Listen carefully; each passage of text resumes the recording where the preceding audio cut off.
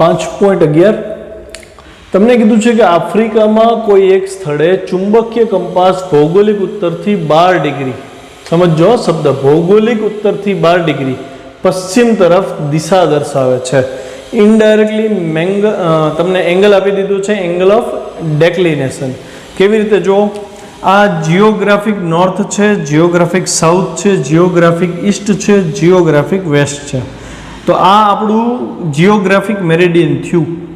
તમને કીધું છે કે તમે આફ્રિકામાં ક્યાંક ઊભા છો અને તમે સમક્ષિતિજ હોકાયંત્ર રાખ્યું તો એની મેગ્નેટિક નીડલનો નોર્થ જે છે એ જિયોગ્રાફિક નોર્થથી 12 ડિગ્રી સોય આવી રીતે ગોઠવાયેલી છે. શબ્દ પકડજો, ચુંબકીય કંપાસ ભૌગોલિક ઉત્તરથી, આ ભૌગોલિક ઉત્તર ત્યાંથી 12 ડિગ્રી પશ્ચિમ તરફ, એટલે આ પશ્ચિમ એટલે એ જિયોગ્રાફિક પશ્ચિમની જ વાત છે, ત્યાંથી 12 ડિગ્રી તરફ આમ ગોઠવાયેલું છે મેગ્નેટ.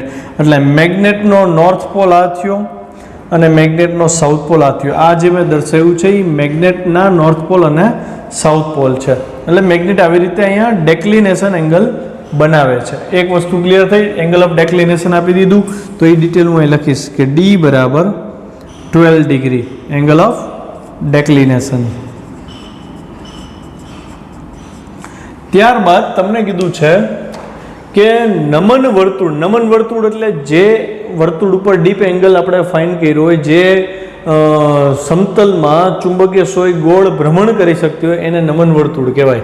અને તમને યાદ હોવું જોઈએ, નમન વર્તુળ એટલે કે જે ડીપ એંગલ આપણે ફાઇન કરવું હોય તો એમાં આપણે મેગ્નેટિક નીડલ કેમ રાખતા. માની લો કે આ મેગ્નેટિક મેરિડિયન છે તો તમારે અક્ષ આવી રીતે રાખવી પડે, આ અક્ષ છે અને એ અક્ષ ઉપર મેગ્નેટિક નીડલ આવી રીતે ભ્રમણ કરી શકે. એટલે કે શિરોલંબ સમતલમાં હોકાયંત્ર રાખવાની વાત છે, એ નમન વર્તુળ થયું.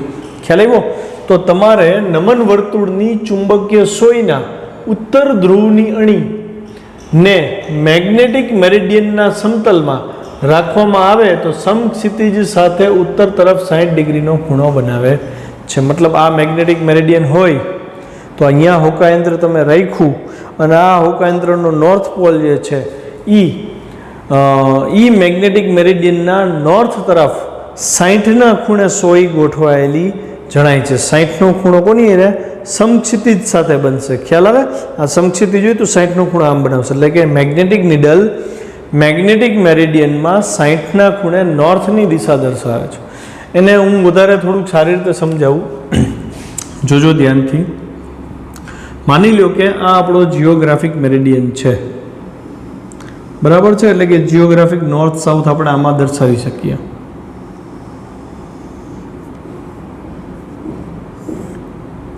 ઓકે, હવે મેગ્નેટિક મેરિડિયન હું ડ્રો કરું છું. મેગ્નેટિક મેરિડિયન મારે એવી રીતે ડ્રો કરવાનો છે જે આની સાથે 12 ડિગ્રીના ખૂણે હોય. તો હું મેગ્નેટિક મેરિડિયન એવી રીતે ડ્રો કરું, જોજો ધ્યાનથી. 3 ડાયમેન્શનમાં જવું પડશે આપણે. આ મેગ્નેટિક મેરિડિયન મળ્યો આપણને.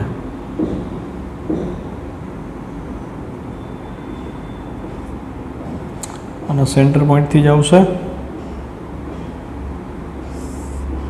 ખ્યાલ આવ્યો?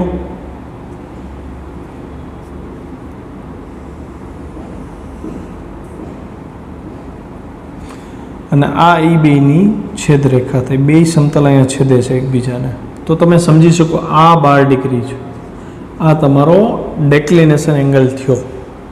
હવે તમારે જે નમન વર્તુળની વાત કરી છે એ નમન વર્તુળ કેવી રીતે લેવું પડે, તો નમન વર્તુળ જે છે એ તમારે આ સમતલમાં લેવાનું છે, આ સમતલમાં. ખ્યાલ આવ્યો? એટલે એ તમને કેવું દેખાય? આવી રીતે દેખાશે. જો થોડુંક વિચારો તો આ વર્તુળ આ સમતલનું નથી, બ્લેક સમતલ કે જેને આપણે મેગ્નેટિક મેરિડિયન કહી છીએ, આ જિયોગ્રાફિક મેરિડિયન છે. ઓકે, તો આ નમન વર્તુળ છે. આમાં થોડુંક તમે ક્રોસમાં દોરો તો તમને વધારે ખ્યાલ આવે. તો હું એને આવી રીતે ડ્રો કરીશ.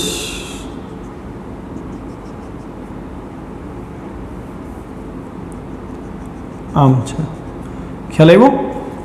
આ વર્તુળ આ સમતલમાં રહેલું છે. હવે આના ઉપર તમારે આ માની લો કે હોકાયંત્ર તમે આ જ સમતલમાં રાખો છો, શિરોલંબ હોકાયંત્ર રાખવાનું. તો આની જે સોય ગોઠવાઈ છે એ સોય હું ડ્રો કરું છું આવી રીતે, જોજો.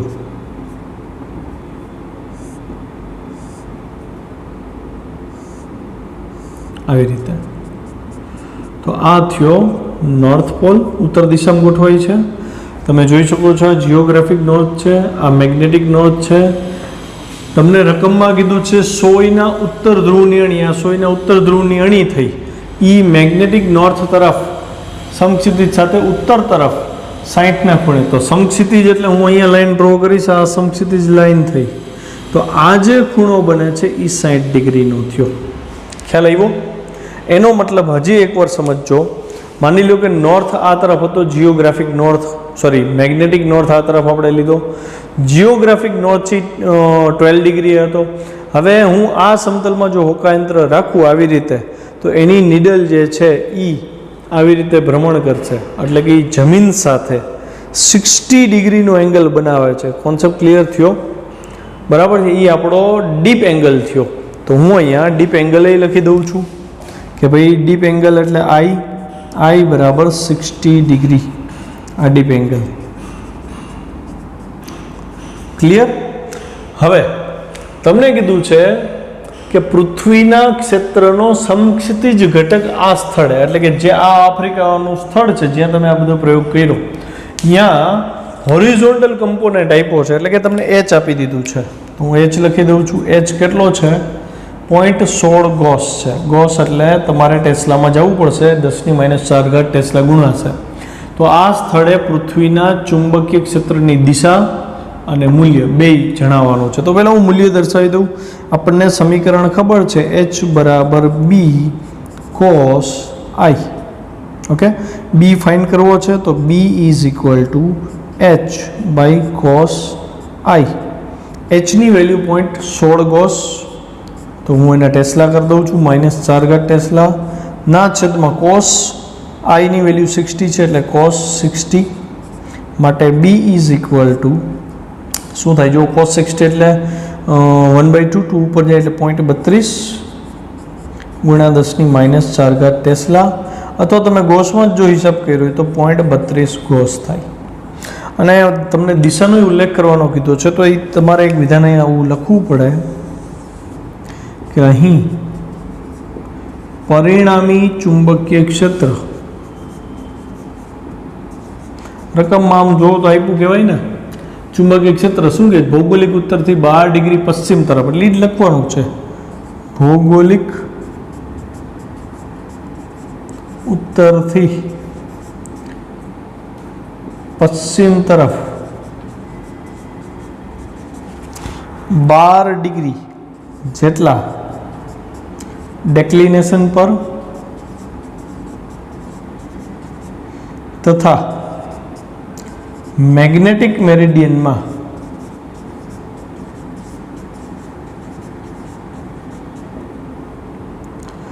સમક્ષિતિજ સાથે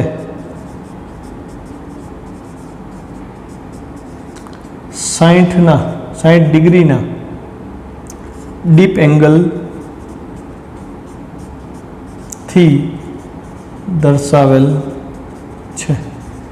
એટલે કે અહીંયા જે મેગ્નેટિક ફિલ્ડ લાઈન છે એ આપણને આવી રીતે મળશે. બરાબર છે? તો અહીંયા આ ન્યુમેરિકલ પૂરો. હવે દાખલા નંબર 5.12માં જાય. તમને કીધું છે કે એક નાનો ગજ્ય ચુંબક છે, એની મેગ્નેટિક મોમેન્ટ આપી દીધી છે 0.48 જૂલ ટેસ્લા ઇન્વર્સ.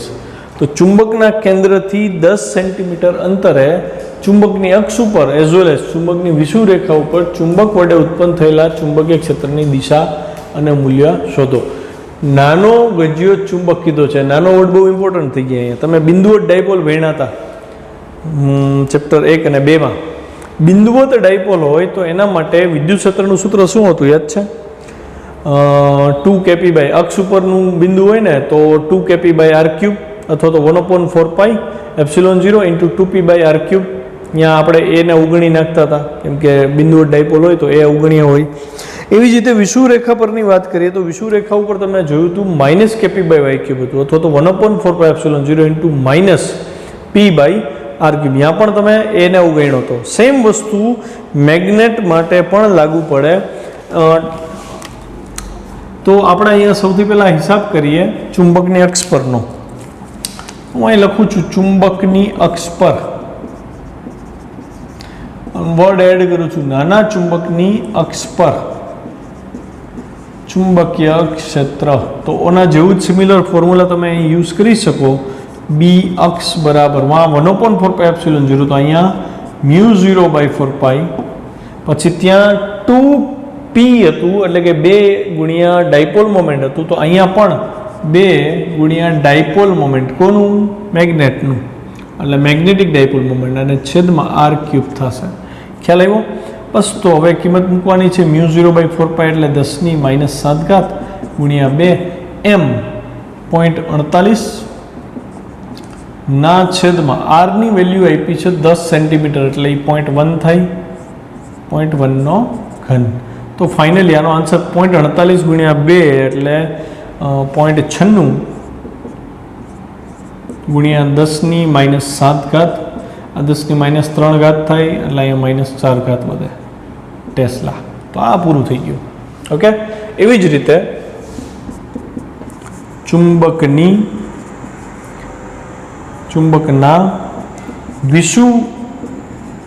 ચુંબકની વિષુવ રેખા પર ચુંબકીય ક્ષેત્ર. તો અહીંયા જેમ 2 ટાઈમ્સ છે, અહીંયા 1 ટાઈમ આવે એટલે બી વિષુવ રેખા શું થશે? μ0/4π × m/r³ ની જેમ જ થશે જેમ વિદ્યુત ડાયપોલમાં કરતા હતા. બસ ફરીથી આ 10⁻⁷ અહીંયા ઉમે ખબર પડી જાય એનાથી હાફ જ થાય, 2 કટ જ કરવાનો, બાકી બધું તો એમનું એમ છે. અને એના છેદમાં 0.1³ એટલે આપણો જવાબ થયો 0.48 ગુણ્યા 10⁻⁴ ટેસ્લા. બહુ ઇઝી હતો આ ન્યુમેરિકલ. દાખલો 5.13 આપણે કરીએ ને એ પહેલાં આપણે એક નવો વર્ડ શીખવાનો છે, તટસ્થ બિંદુ. બરાબર? તો તટસ્થ બિંદુ શું છે? તમે ફર્સ્ટ સેકન્ડ ચેપ્ટરમાં જોઈ ગયા છો. વિદ્યુત ક્ષેત્ર જ્યાં 0 થઈ જતું ને એ બિંદુને તટસ્થ બિંદુ કહેતા. અહીંયા કંઈક એવું જ છે, પણ થોડુંક વધારે વિચારવું પડશે. ચુંબકીય ક્ષેત્ર છે, જો શું કરવું. માની લો કે પૃથ્વીનું ચુંબકીય ક્ષેત્ર આવી રીતે ગોઠવાયેલું છે. બરાબર છે? પૃથ્વીનું મેગ્નેટિક ફિલ્ડ આવી રીતે સમાંતર લાઇનથી આપણે વિચારીએ. સમક્ષિતિજ ઘટક જ ધ્યાનમાં અત્યારે મેં લીધા છે. હવે આવા કિસ્સામાં હું એક બાર મેગ્નેટ અહીંયા ગોઠવું છું આવી રીતે. આ બાર મેગ્નેટ મેં ગોઠવી દીધો. તો બાર મેગ્નેટના કિસ્સામાં 2 શક્યતા છે. કેવી રીતે? જુઓ, તો આ જે પૃથ્વીનું ચુંબકીય ક્ષેત્ર છે એનું દિશા આમ છે એટલે આ પૃથ્વીનો સાઉથ પોલ થયો અને આ પૃથ્વીનો નોર્થ પોલ થયો. હવે મેગ્નેટ મેં એવી રીતે ગોઠવું છે કે અહીંયા મેગ્નેટનો હું નોર્થ પોલ રાખું છું અને અહીંયા મેગ્નેટનો સાઉથ પોલ રાખું છું. તો એનાથી થશે શું? તો હું આનું ચુંબકીય ક્ષેત્ર દર્શાવું છું. જોજો, એનમાંથી નીકળે પૃથ્વીનું ચુંબકીય ક્ષેત્ર નહીં, પરંતુ ચુંબકનું ચુંબકીય ક્ષેત્ર નોર્થમાંથી નીકળે અને સાઉથમાં દાખલ થાય. બે બાજુ એવું જ થશે. ખ્યાલ આવ્યો? આવું થયું. અને આ બિંદુ એ બહાર જ નીકળતું હશે. ખ્યાલ આવ્યો? અને સાઉથમાં અહીંથી દાખલ થતું હશે. આ બધા દાખલ થતા ક્ષેત્ર રેખાઓ અને આ બધી બહાર નીકળતી ક્ષેત્ર રેખાઓ બહાર નીકળે છે. અચ્છા, તો હવે જોજો ધ્યાનથી. તટસ્થ બિંદુ સમજીએ. આવો કિસ્સો જ્યારે હોય, અહીંયા બે વિરુદ્ધ ધ્રુવો છે, ત્યારે શું પરિસ્થિતિ બને? તો આ જે અક્ષ છે મેગ્નેટની, અહીંયા એક બિંદુ એવું વિચારો અને અહીંયા આપણે નેટ મેગ્નેટિક ફિલ્ડ જોઈએ છીએ. તો અહીંયા તમને 2 પ્રકારના ચુંબકીય ક્ષેત્ર જોવા મળશે. કયા કયા? તો કે એક તો આ બિંદુએ પૃથ્વીનું ચુંબકીય ક્ષેત્ર જોવા મળ્યું, જે પૃથ્વીનો હોરિઝોન્ટલ કમ્પોનેન્ટ હશે. ક્લિયર છે? આ સમજાણું. આ મેગ્નેટિક ફિલ્ડ આ સાઉથ ટુ નોર્થ જાય છે, એ છે. બીજું મેગ્નેટિક ફિલ્ડ આ નોર્થને લીધે આ તરફ આવતું હશે, એટલે હું એને બ્લુ લાઇનથી દર્શાવીશ. ખ્યાલ આવ્યો? આ મેગ્નેટિક ફિલ્ડ કોના લીધે છે? મેગ્નેટને લીધે. અને આ છે અર્થને લીધે છે, એટલે આ મેગ્નેટિક ફિલ્ડ BE કહેવાશે અને આ મેગ્નેટિક ફિલ્ડ BM થી ઓળખાશે. તો એક બિંદુ મને P1 એવું મળે તો હું એવું કહી શકું કે P1 પાસે જો BE એટલે કે મેગ્નેટિક ફિલ્ડ ઓફ અર્થ અને મેગ્નેટિક ફિલ્ડ ઓફ મેગ્નેટ બે સરખા થાય તો અહીંયા નેટ મેગ્નેટિક ફિલ્ડ હોરિઝોન્ટલ દિશામાં, વર્ટિકલની વાત નથી થતી, હોરિઝોન્ટલ દિશામાં અહીંયા નેટ મેગ્નેટિક ફિલ્ડ શું થઈ જશે? 0. જો એવું થાય તો P1 ને તટસ્થ બિંદુ કહે છે. ખ્યાલ આવ્યો? એવું જ એક બિંદુ અહીંયા વિચારીએ આપણે. માની લ્યો કે આ અક્ષ છે, અહીંયા હું એક બિંદુ લઉં છું, તો આ બિંદુનું P2 થી દર્શાવવું. ઓકે, તો P2 પાસે બહારનું ચુંબકીય ક્ષેત્ર એટલે કે પૃથ્વીનું જે સાઉથ ટુ નોર્થ વાળું મેગ્નેટિક ફિલ્ડ છે હું એને રેડ પેનથી દર્શાવું તો એ આ તરફ મળે, તો આને હું મેગ્નેટિક ફિલ્ડ ઓફ અર્થ કહીશ. અને બ્લુ પેનથી આપણે મેગ્નેટના મેગ્નેટિક ફિલ્ડને દર્શાવીએ તો સાઉથમાં દાખલ થાય એટલે એ અહીંયા આવશે આમ. ખ્યાલ આવ્યો? તો આ BM થયું. તો P2 બિંદુ પાસે જો એવું બને કે જો P2 પાસે BE બરાબર BM થાય તો P2 શું બને? તટસ્થ બિંદુ બને. આનો મતલબ એવો થયો કે કોઈ બાર મેગ્નેટને જો તમે પૃથ્વીના ઉત્તર દક્ષિણ સાથે એક રેખસ્થ ગોઠવો એવી રીતે કે જેથી બેના પોલારિટી ઓપોઝિટ આવે, મતલબ કે બેની અક્ષ ઉપરનું મેગ્નેટિક ફિલ્ડ એકબીજાનો વિરોધ કરતું હોય, તો એવા કિસ્સામાં તટસ્થ બિંદુ એની અક્ષ ઉપર જોવા મળે. હજી એક કિસ્સો વિચારવાનો છે. માની લો હું બીજો ડાયાગ્રામ એક ડ્રો કરું કે ભાઈ ચલો આ પૃથ્વીનું મેગ્નેટિક ફિલ્ડ છે. ઓકે, અને હવે બાર મેગ્નેટને હું ફરીથી ડ્રો કરું અહીંયા, તો આ આપણો નોર્થ સાઉથ રાખ્યો હતો ને એની બદલે હું એને સાઉથ નોર્થ કરી દઉં છું. મતલબ 180 ડિગ્રીનું રોટેશન થઈ ગયું ને. હવે પૃથ્વીનો સાઉથ આ છે, પૃથ્વીનો નોર્થ આ બાજુ છે, મતલબ મેગ્નેટિક ફિલ્ડ સાઉથમાંથી નીકળીને નોર્થમાં ગયું. તો હવે તમે ધ્યાનથી જુઓ, અહીંયા હું એક બિંદુ વિચારું તો નોર્થનું મેગ્નેટિક ફિલ્ડ એ બહાર નીકળશે એટલે એ BM થયું. પ્લસ પૃથ્વીનું મેગ્નેટિક ફિલ્ડ તમે જોઈ શકો છો એ આ જ દિશામાં છે, મતલબ અહીંયા BE અને BM બે એક દિશામાં થયા એટલે અહીંયા નલ પોઈન્ટ મળતું નથી.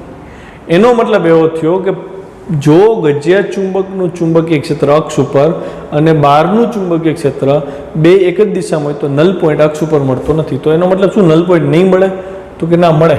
આપણે આનો ઇક્વેટર ડ્રો કરીએ. ઇક્વેટર એટલે એની વિષુવ રેખા ડ્રો કરીએ તો વિષુવ રેખા મને કંઈક આવી રીતે મળી. તો આ વિષુવ રેખા માટે હું ગજિયા ચુંબકનું મેગ્નેટિક ફિલ્ડ ડ્રો કરું છું. જોજો, તો ગજિયા ચુંબકનું મેગ્નેટિક ફિલ્ડ નોર્થમાંથી નીકળે અને સાઉથમાં જાય એટલે આપણે આને દર્શાવી દીધું. આ બાજુ દર્શાવી દઈ તો તમે જોઈ શકો નોર્થમાંથી નીકળવું એટલે આ બિંદુએ એની દિશા આમ થશે, બરાબર, અને આ બિંદુએ એ દિશા આમ થશે અને સાઉથમાં એ દાખલ થાય છે. ખ્યાલ આવ્યો? અચ્છા, તો જેમ મેગ્નેટિક ફિલ્ડ બહારનું મેગ્નેટિક ફિલ્ડ એટલે કે પૃથ્વીનું મેગ્નેટિક ફિલ્ડ જે બ્લેક લાઇનથી દર્શાવ્યું છે એ મને આ બિંદુ આગળ નહીં મળે? મળે જ ને. અહીંયા મેગ્નેટિક ફિલ્ડની હાજરી છે એટલે અહીંયા બે પ્રકારના મેગ્નેટિક ફિલ્ડ થયા. એક તો આ બહારનું અર્થવાળું અને બીજું મેગ્નેટની ફિલ્ડ લાઇન ત્યાંથી આવી રીતે જાય છે એટલે BM. તો તમે જોઈ શકો છો અહીંયા મને P3 બિંદુ એવું મળ્યું કે જ્યાં BM અને BE બે કેવા થઈ ગયા? સરખા. એટલે કે વિષુવ રેખા પર P3 પર BM બરાબર BE થાય તો P3 શું થયું? તટસ્થ બિંદુ થયું. એ જ બિંદુ મને અહીંયા મળે. જોવો જોઈએ, ધ્યાનથી જુઓ. અહીંયા બહારનું ચુંબકીય ક્ષેત્ર એટલે કે પૃથ્વીનું મેગ્નેટિક ફિલ્ડ તમે જુઓ લેફ્ટ ટુ રાઈટ જાય છે, જ્યારે ગજિયા ચુંબકનું મેગ્નેટિક ફિલ્ડ છે એ નોર્થમાંથી આમ જાય છે એટલે આ તરફ થયું. તો આ BM થયું, મેગ્નેટિક ફિલ્ડ ઓફ મેગ્નેટ, અને આ BE થયું. તો ફરીથી P4 પર આ બિંદુ P4 છે આપણું, તો અહીંયા BM બરાબર BE થયું. તો P4 ને પણ તટસ્થ બિંદુ કહેવાય. અને તમારે લખવાનું છે નોંધ કરીને. બે ડાયાગ્રામ ડ્રો કરવા જરૂરી અને MCQ દાખલા બે આવવાના છે. 5.13 તો જ સમજાશે જો આ તમને આવડતું હશે, બરાબર. પહેલાં આ લખી લ્યો. રકમ 5.13 જુઓ. સમક્ષિતિજ સમતલમાં એક નાના ગજિયા ચુંબકને તેની અક્ષ ઉત્તર દક્ષિણ દિશા સાથે એક રેખસ્થ છે એવું કીધું છે, અને ચુંબકની અક્ષ પર કેન્દ્રથી 14 સેન્ટીમીટર અંતરે તટસ્થ બિંદુ મળે. જો તટસ્થ બિંદુ ક્યાં મળ્યું? અક્ષ ઉપર મળ્યું ને. એનો મતલબ એવો થયો કે ગજ્યો ચુંબકના સાઉથ પોલ ને નોર્થ પોલ તમારે પૃથ્વીના સાઉથ પોલ ને નોર્થ પોલ સાથે એવી રીતે સેટ કરવા પડશે કે જેથી અક્ષ ઉપર તટસ્થ બિંદુ મળે. તો હું એનો ડાયાગ્રામ સૌ પહેલાં ડ્રો કરીશ. બરાબર છે. તો આ પૃથ્વીનું ચુંબકીય ક્ષેત્ર BE.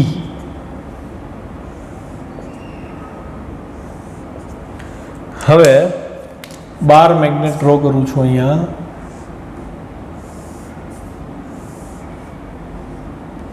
આ નોર્થ પોલ પૃથ્વીનો, આ સાઉથ પોલ પૃથ્વીનો. અહીંયા શું રાખવું? મને અક્ષ ઉપર તટસ્થ બિંદુ મળ્યું. તટસ્થ બિંદુ અહીંયા મળે એટલે બહારનું ચુંબકીય ક્ષેત્ર આ જ છે. મેગ્નેટનું ચુંબકીય ક્ષેત્ર આમ થવું જોઈએ. તો અહીંથી આમ થાય એટલે આ સાઉથ થાય અને આ શું થશે? નોર્થ થશે. નોર્થમાં અહીંયા એક મેગ્નેટિક ફિલ્ડ નોર્થનું 12 તરફ જશે અને આ પૃથ્વીનું જે છે એ આ તરફ આવશે. એટલે આ BE થયું અને BM થયું. તો હું આ બિંદુને P1 નામ આપું છું, આ બિંદુને હું P2 નામ આપ્યું. ગમે ને P1 P2 કહી શકો. તો P1 અને P2 પાસે આકૃતિ પરથી સ્પષ્ટ છે કે P1 તથા P2 તટસ્થ બિંદુ છે. તો એનો મતલબ તટસ્થ બિંદુનો મતલબ આપણે શું સમજાતા? આ બેયના મેગ્નેટિક ફિલ્ડ કેવા હશે? સરખા. તો આ મેગ્નેટિક ફિલ્ડને આપણે BE કીધું હતું, સોરી BM કીધું હતું અને આને આપણે BE કીધું હતું.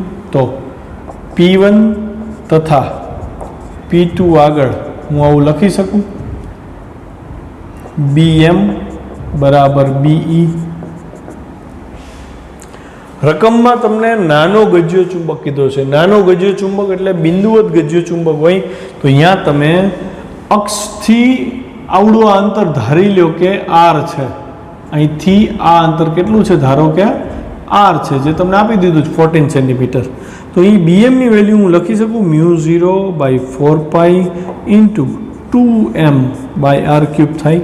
નાના ગજ્યા ચુંબક માટે અક્ષ પરનું મેગ્નેટિક ફિલ્ડ 2kp/r³, જે તમે ભણ્યા છો 1/4πε0 × 2p/r³ એ પ્રમાણે આ થાય. અને અર્થનું મેગ્નેટિક ફિલ્ડ હોરિઝોન્ટલ ઘટક છે એટલે હોરિઝોન્ટલ ઘટક તમને આપી દીધો છે 0.36 ગોસ. તો હું સીધો ત્યાં 0.36 ગોસ લખી નાખીશ. ખ્યાલ આવ્યો? હવે તમને કીધું છે કે ડીપ એંગલ ત્યાં શૂન્ય છે. ચુંબકના કેન્દ્ર, જો ડીપ એંગલ શૂન્ય છે એટલે કોઈ વર્ટિકલ ઘટક છે નહીં. તમારી નોંધ કરવી પડે. અહીં ડીપ એંગલ શૂન્ય છે, તેથી આ બિંદુએ એટલે કે P1 P2 એ બી પરિણામી ચુંબકીય ક્ષેત્રનો શિરોલંબ ઘટક ન મળે. એ તો સમજ પડી ને કેવી રીતે થયું. આપણને ખબર છે કે ભાઈ જો ડીપ એંગલ આવી રીતે ફાઈ હોય અથવા આઈ હોય તો બીના 2 ઘટક મળે. આ એચ ઘટક થયો, આ એચ ઘટક થયો અને આ જે BV અથવા તો હોરિઝોન્ટલ વર્ટિકલ કમ્પોનન્ટ Z થી દર્શાવે છે, ઘણીવાર BV થી દર્શાવાય. તો આ તો ડીપ એંગલ તો 0 કીધો છે એટલે આ ઘટક તો થાય જ નહીં, ખાલી હોરિઝોન્ટલ કમ્પોનન્ટ જ મળે. ઓકે, પછી શું કીધું છે? જો ચુંબકના કેન્દ્રથી તેના લંબ દ્વિભાજક પર આટલા જ અંતરે કુલ ચુંબકીય ક્ષેત્રનું મૂલ્ય કેટલું હોય? તો તમારે લંબ દ્વિભાજક ઉપર એટલે કે આ મેગ્નેટ છે એનું લંબ દ્વિભાજક અને અહીંયા એક બિંદુ છે, અહીંથી આ 14 સેન્ટીમીટર હતું એટલે કે R હતું, એટલા જ અંતરે એટલે તમારે આ અંતરે કેટલું લેવાનું છે? R. તો એ R અંતરે તમારે કુલ ચુંબકીય ક્ષેત્ર, કુલ ચુંબકીય ક્ષેત્ર એટલે અહીંયા 2 ચુંબકીય ક્ષેત્ર હશે, એક તો મેગ્નેટનું પોતાનું અને એક પૃથ્વીનું. તો હું અહીંયા લખીશ, હવે ચુંબકના વિષુવ રેખા પર, ચુંબકની વિષુવ રેખા પર બિંદુ, અહીંયા ઉપર મળે એ બિંદુ અને નીચે તરફે મળે. R બરાબર 14 સેન્ટીમીટર જેટલા અંતરે ચુંબકનું ચુંબકીય ક્ષેત્ર ચુંબકનું ચુંબકીય ક્ષેત્ર છે એટલે હું એને BM થી દર્શાવીશ, BM ડેશ થી. કેટલું થશે? BM ડેશ એટલે કીધું કેમ કે BM અક્ષ ઉપર હતું, આ વિષુવરેખા પર છે. તો BM ડેશ બરાબર μ0/4π ઇન્ટુ m/r³ થાય. અહીં જો એક મેથડ એ છે, r તમારી પાસે છે, તમે r ની મદદથી m શોધી લ્યો. m શોધી લ્યો પછી m ની કિંમત આમાં મૂકો, પણ એ બહુ લાંબી પ્રોસેસ થઈ જાય. અહીંયા ડાયરેક્ટ આપણને μ0m/4πr³ ની કિંમત મૂકતા આવડે, અને હું 2 વડે ગુણીને 2 વડે ભાગી નાખીશ. એટલે અહીં શું થશે? 1/2 μ0/4π ગુણ્યા 2m/r³. તો આ કિંમત તો આપણી પાસે છે ઓલરેડી 0.36 ગોસ, તો હું ડાયરેક્ટ અહીં મૂકી શકું ને. એટલે મને ડાયરેક્ટ મળી ગયું BM ડેશ બરાબર 1/2 ઇન્ટુ 0.36 ગોસ. આ તો હજી મેગ્નેટનું મળ્યું, તમને તો નેટ પૂછ્યું છે. પરિણામી કેટલું? તો હું કહીશ કે એ બિંદુ પાસે પરિણામી ચુંબકીય ક્ષેત્ર, મારે દિશા દર્શાવવી પડે. BM ડેશ હું દર્શાવીશ, જોજો ધ્યાનથી. નોર્થ પોલ છે, નોર્થ પોલમાંથી મેગ્નેટિક ફિલ્ડ નીકળે અને આવી રીતે જાય, એટલે કે અહીંયા BM ડેશની દિશા આ થશે. સમજો પડી? નોર્થ પોલ છે એટલે મેગ્નેટિક ફિલ્ડ લાઈન નોર્થમાંથી બહાર નીકળે અને સાઉથમાંથી દાખલ થશે, આવું થાય. એટલે BM ડેશ આ દિશા મળ્યું. બાહ્ય ચુંબકીય ક્ષેત્ર એ જ દિશામાં, જો BE પણ એ જ દિશામાં છે. તો આકૃતિ પરથી સ્પષ્ટ છે કે BM ડેશ તથા BE એક જ દિશામાં છે. માટે B નેટ ક્યાં? એ બિંદુ પાસે. B નેટ બરાબર BM dash plus BE. BM dash હતું 0.18 ગોસ અને BE હતું 0.36 ગોસ. 18 × 54 એટલે 0.54 ગોસ આપણો ફાઇનલ આન્સર. અને આ ન્યુમેરિકલ અહીંયા પૂરો થાય. ઓકે. સ્વાધ્યાયનો 5.14મો દાખલો તમને એમ કહે છે કે સ્વાધ્યાય 5.13માં જે ગજ્યો ચુંબક આપણે ધ્યાનમાં લીધું તો એને 180 ડિગ્રી ભ્રમણ કરાવી દો, તો હવે નવું તટસ્થ બિંદુ ક્યાં મળે? મેં એટલા માટે જે ડાયાગ્રામ રાખ્યો છે, આપણે અહીંયા જોવાનું છે. આપણે પહેલા તટસ્થ બિંદુ આ બે બિંદુએ મળ્યા હતા. હવે તમને એમ કહે છે કે આ મેગ્નેટને 180 ડિગ્રીનું રોટેશન આપવાનું છે, એટલે તટસ્થ બિંદુ ક્યાં મળશે? આપણને વિષુવરેખા ઉપર મળશે, બરાબર. પહેલાં મેં તટસ્થ બિંદુની જે નોંધ કરાવી હતી એમાં તરત તમને સ્ટ્રાઇક થઈ જશે. તો ફરીથી હું ડાયાગ્રામ ડ્રો કરીશ. અહીંયા આ બાહ્ય ચુંબકીય ક્ષેત્ર છે અને બાર મેગ્નેટ આપણે એવી રીતે ડ્રો કરશી કે ઓના કરતાં 180 ડિગ્રીનું રોટેશન એમાં દર્શાવી શકાય. તો આ આપણો ચુંબક પૃથ્વીનો સાઉથ છે અને નોર્થ છે. નોર્થ સાઉથ છે એની બદલે અહીંયા શું આવશે? સાઉથ આવશે, 180 ડિગ્રી રોટેશન થયું એટલે, અને આ નોર્થ આવશે. તો હવે ક્લિયર છે કે અક્ષ ઉપર તો તટસ્થ બિંદુ મળશે નહીં, કેમ કે આનું મેગ્નેટિક ફિલ્ડ બહાર જાય છે અને બાહ્ય ચુંબકીય ક્ષેત્ર એ જ દિશામાં છે. એટલે કે પૃથ્વીનું ચુંબકીય ક્ષેત્ર અને ચુંબકની અક્ષ પરનું ચુંબકીય ક્ષેત્ર સમાન દિશામાં છે, એટલે અક્ષ ઉપર તટસ્થ બિંદુ નહીં મળે. તો હવે મળે ક્યાં? ઇક્વેટર ઉપર. એટલે મારે અહીંયા ઇક્વેટર ડ્રો કરવો પડે. તો હું અહીંયા ઇક્વેટર ડ્રો કરું તો ઇક્વેટરના ઉપર અને નીચે એમ બે બિંદુ પાસે આપણને તટસ્થ બિંદુ મળે ને. તો આ તટસ્થ બિંદુને આપણે P3 કીધું હતું, નીચેનાને આપણે P4 કીધું હતું. તો પરિસ્થિતિનું નિર્માણ એવું થાય કે નોર્થ પોલને લીધે મેગ્નેટિક ફિલ્ડ અહીંથી બહાર નીકળશે અને એ મેગ્નેટિક ફિલ્ડ લાઈન અહીંથી પાસ થશે અને એ મેગ્નેટિક ફિલ્ડ અહીંયા હશે. તો આ મેગ્નેટિક ફિલ્ડનું નામ આપણે આપ્યું હતું BM ડેશ. યાદ આવ્યું? સેમ વસ્તુ અહીંથી પણ એ મેગ્નેટિક ફિલ્ડ બહાર નીકળશે અને એ મેગ્નેટિક ફિલ્ડ અહીંયા આવશે ત્યારે એ આ દિશામાં હશે અને આ પણ BM ડેશ જ થશે. કેમ કે આ મેગ્નેટનું સેન્ટર છે, આ ડિસ્ટન્સ આપણે ધારી લેવું પડે. ધારો કે R છે, ઓકે, અહીંયા R14 આપ્યું તો અહીંયા રકમ બદલી જશે, જવાબ બદલી જશે. તો અહીંયા R ડિસ્ટન્સ તમારે ગોતવાનું છે કે ભાઈ કેટલા અંતરે અહીંયા તટસ્થ બિંદુ મળે. જો આ તટસ્થ બિંદુ હોય તો એનો મતલબ એવો થયો કે બહારનું ચુંબકીય ક્ષેત્ર કે જે આપણે બ્લેક લાઇનથી દર્શાવ્યું છે એને હું P3 પાસે દોરું છું, જોજો ધ્યાનથી. તો આ બહારનું મેગ્નેટિક ફિલ્ડ અહીંયા આમ જતું હશે છે આ દિશામાં, એટલે આને BE થી દર્શાવીએ અને આને પણ આપણે શેનાથી દર્શાવશી? BE થી દર્શાવશી. તો આવા કિસ્સામાં તમને કીધું છે R શોધો. તો શું કરવું જોજો ધ્યાનથી.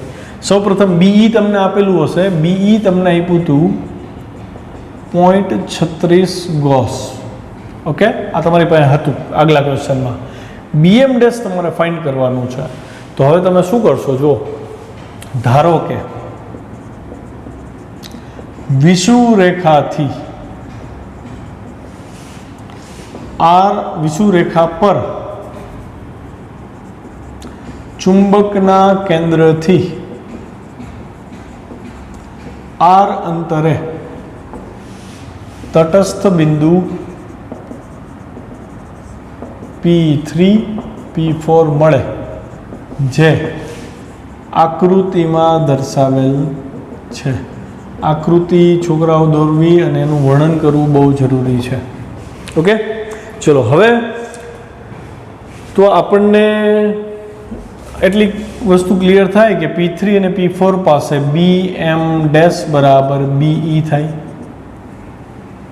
ઓકે, અચ્છા, હવે BM ડેશ કેટલું છે તમારી પાસે? તો BM ડેશની વેલ્યુ છે μ0 × m બાય 4 પાઈ અને અહીંયા છેદમાં r ક્યુબ આવે અને BE ની વેલ્યુ 0.36 ગોસ. પણ અહીંયા તમારું કામ આગળ વધતું નથી. 36 ગોસના તમે ટેસ્લાય કરી શકો, પણ તમારી પાસે m તો છે નહીં, એટલે તમારે કરવું શું પડે? ડાયપોલ મોમેન્ટ ફાઇન્ડ કરવી પડે. અથવા તો આ BE તમને એવું કીધું હતું, આગળની રકમનો જ ઉપયોગ કરવાનો કીધો છે 5.13નું, તો 5.13માં કીધું હતું BE અને અહીંયા 14 સેન્ટીમીટર અંતરે જે ડિસ્ટન્સ હતું એ 14 સેન્ટીમીટર ડિસ્ટન્સ માટે BE અને BM ત્યાં સરખા હતા, પણ એનો R એનું તટસ્થ બિંદુ અને આ ડિસ્ટન્સ એવી સરખા નહીં થાય, કેમ કે અહીંયા આપણે તટસ્થ બિંદુ ફાઇન્ડ કરીએ છીએ. તો અહીંયા માની લો કે તટસ્થ બિંદુ અહીંયા હતું, તો અહીંથી આ ડિસ્ટન્સ તમને કેટલું આપ્યું હતું? 14 સેન્ટીમીટર હતું, બરાબર છે. તો હું શું કરીશ, અહીંયા 0.36 BE બરાબર હજી એક સ્ટેપ આગળ વધારીશ. હું આવું લખીશ, જોજો ધ્યાનથી, μ0 by 4 pi into m by r cube. BE બરાબર હું લખીશ μ0 બાય 4 પાઈ ઇન્ટુ 2m. બધા ભૂલ કરે અહીંયા r ક્યુબ લખે, પણ આ r ક્યુબ અને આ r ક્યુબ બે અલગ અલગ થયા.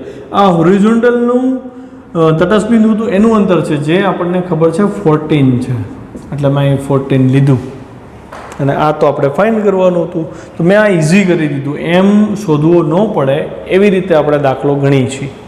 અચ્છા, હવે μ0 by 4 pi μ0 by 4 pi mm cut થઈ ગયા. અહીંયા વધ્યું 2, અહીંયા 14, એટલે અહીંયા 1/r cube is equal to 2 by 14 cube. Cube root લઈ લ્યો અને r ફાઇન્ડ કરવું છે, એટલે r is equal to 14 by 2 cube root આવે. તો ક્યુબ રૂટ લેતા તો આવડે ને કેલ્સીમાં, તો 14 બાય 2 પાવર 1/3 કરો, અથવા લોગ લઈને કરી શકો.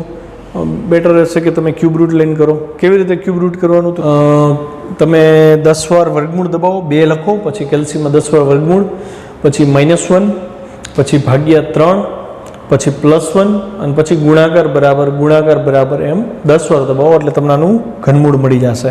તો 14 ડિવાઈડ બાય શું થશે ઘનમૂળ? ચેક કરીએ આપણે. કેલ્સી લઈએ, મારી પાસે મોબાઈલ છે, સાયન્ટિફિક કેલ્સી છે મારી પાસે. ચલો ઘનમૂળ જોઈએ આપણે. તો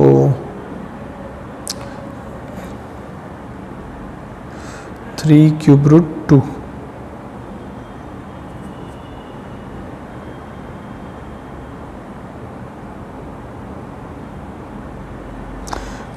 .25 આવે છે મારે.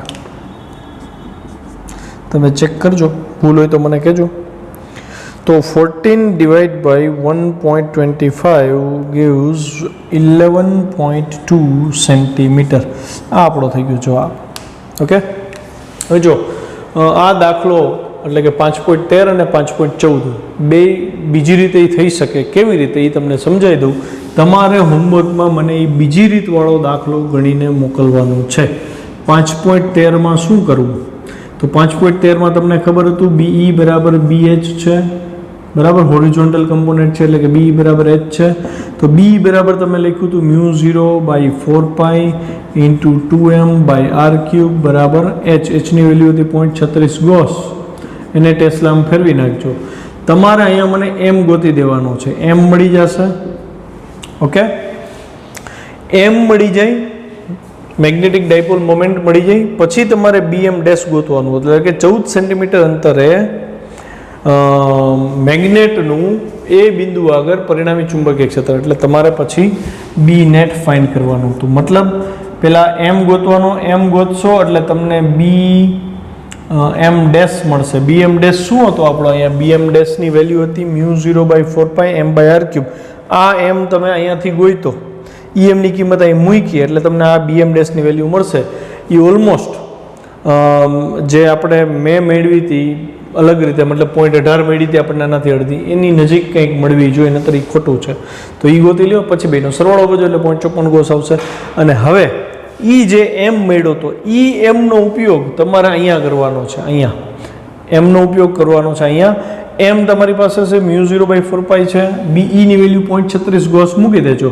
તો આ રીતે આગળ વધવું નહીં પડે. અહીંયા 36 મૂકી દેજો, 0.36. તો તમારે R બરાબર આ 14 જે લીધું એનો ઉલ્લેખ કરવાની જરૂર નહીં પડે.